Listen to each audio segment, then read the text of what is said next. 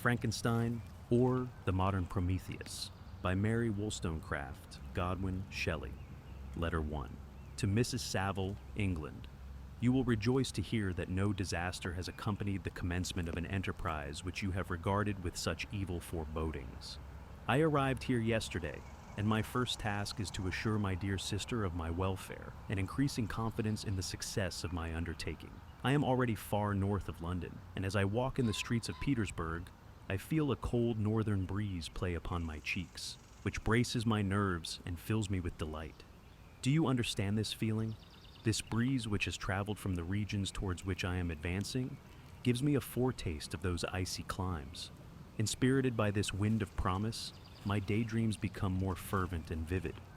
I try in vain to be persuaded that the pole is the seat of frost and desolation. It ever presents itself to my imagination as the region of beauty and delight. There, Margaret, the sun is forever visible, its broad disk just skirting the horizon and diffusing a perpetual splendor. There, for with your leave, my sister, I will put some trust in preceding navigators. There, snow and frost are banished, and, sailing over a calm sea, we may be wafted to a land surpassing in wonders and in beauty every region hitherto discovered on the habitable globe. Its productions and features may be without example, as the phenomena of the heavenly bodies undoubtedly are in those undiscovered solitudes. What may not be expected in a country of eternal light, I may there discover the wondrous power which attracts the needle and may regulate 1,000 celestial observations that require only this voyage to render their seeming eccentricities consistent forever. I shall satiate my ardent curiosity with the sight of a part of the world never before visited, and may tread a land never before imprinted by the foot of man. These are my enticements, and they are sufficient to conquer all fear of danger or death, and to induce me to commence this laborious voyage with the joy a child feels when he embarks in a little boat with his holiday mates on an expedition of discovery up his native river. But supposing all these conjectures to be false, you cannot contest the inestimable benefit which I shall confer on all mankind, to the last generation, by discovering a passage near the pole to those countries, to reach which at present so many months are requisite, or by ascertaining the secret of the magnet, which, if at all possible, can only be effected by an undertaking such as mine. These reflections have dispelled the agitation with which I began my letter, and I feel my heart glow with an enthusiasm which elevates me to heaven, for nothing contributes so much to tranquilize the mind as a steady purpose, a point on which the soul may fix its intellectual eye. This expedition has been the favorite dream of my early years. I have read with ardor the accounts of the various voyages which have been made in the prospect of arriving at the North Pacific Ocean through the seas which surround the pole. You may remember that a history of all the voyages made for purposes of discovery composed the whole of our good Uncle Thomas's library. My education was neglected, yet I was passionately fond of reading.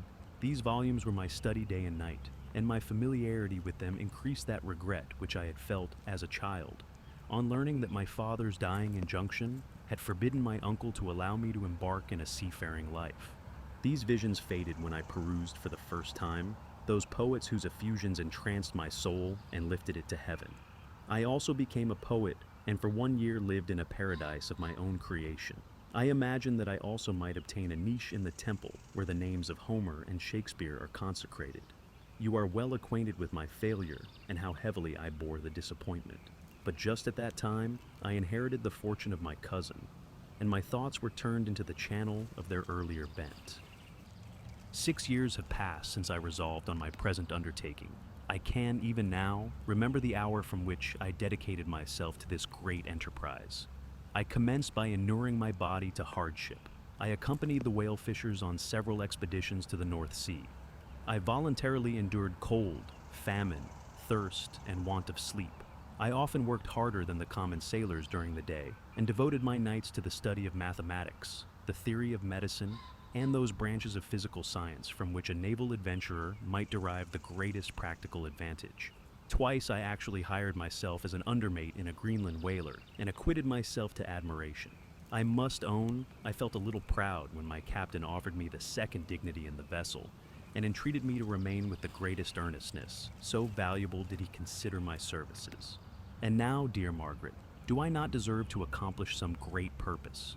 My life might have been passed in ease and luxury, but I preferred glory to every enticement that wealth placed in my path. Oh, that some encouraging voice would answer in the affirmative. My courage and my resolution is firm, but my hopes fluctuate, and my spirits are often depressed. I am about to proceed on a long and difficult voyage, the emergencies of which will demand all my fortitude. I am required not only to raise the spirits of others, but sometimes to sustain my own when theirs are failing. Stagecoach. The cold is not excessive if you are wrapped in furs, a dress which I have already adopted, for there is a great difference between walking the deck and remaining seated motionless for hours, when no exercise prevents the blood from actually freezing in your veins. I have no ambition to lose my life on the post road between St. Petersburg and Archangel. I shall depart for the latter town in a fortnight or 3 weeks, and my intention is to hire a ship there, which can easily be done by paying the insurance for the owner and to engage as many sailors as I think necessary among those who are accustomed to the whale fishing. I do not intend to sail until the month of June, and when shall I return? Ah, dear sister, how can I answer this question? If I succeed, many, many months, perhaps years, will pass before you and I may meet. If I fail, you will see me again soon, or never. Farewell, my dear, excellent Margaret. Heaven shower down blessings on you, and save me, that I may again and again testify my gratitude for all your love and kindness. Your affectionate brother, R. Walton. Letter 2. To Mrs. Saville, England. How slowly the time passes here, encompassed as I am by frost and snow. Yet a second step is taken towards my enterprise. I have hired a vessel and am occupied in collecting my sailors. Those whom I have already engaged appear to be men on whom I can depend and are certainly possessed of dauntless courage. But I have one want which I have never yet been able to satisfy, and the absence of the object of which I now feel as a most severe evil. I have no friend, Margaret. When I am glowing with the enthusiasm of success, there will be none to participate my joy. If I am assailed by disappointment, no one will endeavor to sustain me in dejection. I shall commit my thoughts to paper, it is true, but that is a poor medium for the communication of feeling. I desire the company of a man who could sympathize with me, whose eyes would reply to mine. You may deem me romantic, my dear sister, but I bitterly feel the want of a friend. I have no one near me, gentle yet courageous, possessed of a cultivated as well as of a capacious mind, whose tastes are like my own, to approve or amend my plans. How would such a friend repair the faults of your poor brother? I am too ardent in execution and too impatient of difficulties. But it is a still greater evil to me that I am self-educated. For the first 14 years of my life, I ran wild on a common and read nothing but our Uncle Thomas's books of voyages. At that age, I became acquainted with the celebrated poets of our own country. But it was only when it had ceased to be in my power to derive its most important benefits from such a conviction that I perceived the necessity of becoming acquainted with more languages than that of my native country. Now I am 28, and am in reality more illiterate than many schoolboys of 15. It is true that I have thought more, and that my daydreams are more extended and magnificent, but they want, as the painters call it, keeping, and I greatly need a friend who would have sense enough not to despise me as romantic, and affection enough for me to endeavor to regulate my mind. Well, these are useless complaints. I shall certainly find no friend on the wide ocean, nor even here in Archangel among merchants and seamen. Yet some feelings, unallied to the dross of human nature, beat even in these rugged bosoms. My lieutenant, for instance, is a man of wonderful courage and enterprise. He is madly desirous of glory, or rather, to word my phrase more characteristically, of advancement in his profession. He is an Englishman, and in the midst of national and professional prejudices, unsoftened by cultivation, retains some of the noblest endowments of humanity. I first became acquainted with him on board a whale vessel. Finding that he was unemployed in this city, I easily engaged him to assist in my enterprise.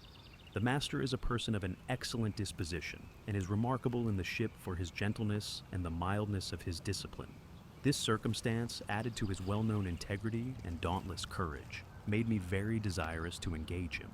A youth passed in solitude, my best years spent under your gentle and feminine fosterage, has so refined the groundwork of my character that I cannot overcome an intense distaste to the usual brutality exercised on board ship. I have never believed it to be necessary, and when I heard of a mariner equally noted for his kindliness of heart and the respect and obedience paid to him by his crew, I felt myself peculiarly fortunate in being able to secure his services. I heard of him first in rather a romantic manner, from a lady who owes to him the happiness of her life. This, briefly, is his story. Some years ago, he loved a young Russian lady of moderate fortune, and having amassed a considerable sum in prize money, the father of the girl consented to the match. He saw his mistress once before the destined ceremony, but she was bathed in tears, and throwing herself at his feet, entreated him to spare her, confessing at the same time that she loved another, but that he was poor, and that her father would never consent to the union. My generous friend reassured the suppliant, and on being informed of the name of her lover, instantly abandoned his pursuit.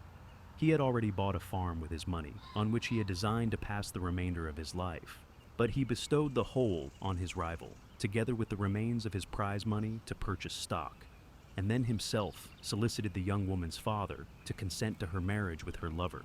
But the old man decidedly refused, thinking himself bound in honor to my friend, who, when he found the father inexorable, quitted his country, nor returned until he heard that his former mistress was married according to her inclinations. What a noble fellow, you will exclaim. He is so, but then he is wholly uneducated. He is as silent as a Turk, and a kind of ignorant carelessness attends him, which, while it renders his conduct the more astonishing, detracts from the interest and sympathy which otherwise he would command. Yet do not suppose, because I complain a little, or because I can conceive a consolation for my toils, which I may never know, that I am wavering in my resolutions. Those are as fixed as fate, and my voyage is only now delayed until the weather shall permit my embarkation. The winter has been dreadfully severe, but the spring promises well, and it is considered as a remarkably early season, so that perhaps I may sail sooner than I expected. I shall do nothing rashly. You know me sufficiently to confide in my prudence and considerateness whenever the safety of others is committed to my care. I cannot describe to you my sensations on the near prospect of my undertaking. It is impossible to communicate to you a conception of the trembling sensation, half pleasurable and half fearful, with which I am preparing to depart. I am going to unexplored regions, to the land of mist and snow, but I shall kill no albatross. Therefore do not be alarmed for my safety, or if I should come back to you as worn and woeful as the ancient mariner. You will smile at my illusion, but I will disclose a secret. I have often attributed my attachment to, my passionate enthusiasm for, the dangerous mysteries of ocean to that production of the most imaginative of modern poets. There is something at work in my soul which I do not understand. I am practically industrious, painstaking, a workman to execute with perseverance and labor. But besides this, there is a love for the marvelous, a belief in the marvelous, intertwined in all my projects, which hurries me out of the common pathways of men, even to the wild sea and unvisited regions I am about to explore. But to return to dearer considerations, shall I meet you again after having traversed immense seas and returned by the most southern cape of Africa or America? I dare not expect such success, yet I cannot bear to look on the reverse of the picture. Continue for the present to write to me by every opportunity. I may receive your letters on some occasions when I need them most to support my spirits. I love you very tenderly. Remember me with affection, should you never hear from me again. Your affectionate brother, Robert Walton.